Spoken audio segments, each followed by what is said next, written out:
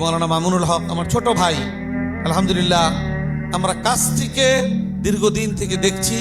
আলহামদুলিল্লাহ আল্লাহ পাক হয়তো কোরবানি নিয়েছে, আগামী দিনে এই ময়দানে তার দ্বারা কিছু ভূমিকা আল্লাহ তাআলা রাখাইতে চান, আমার কাছে এরকম মনে হয়।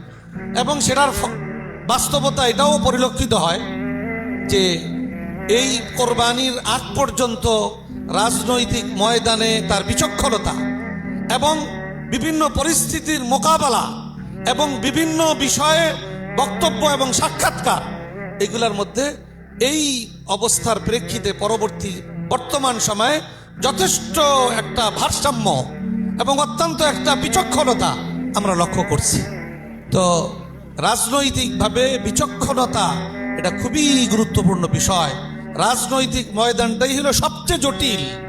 এইখানে বিচক্ষণ রাজনীতিবিদ, বিচক্ষণ ব্যক্তি এখানে খুবই গুরুত্বপূর্ণ।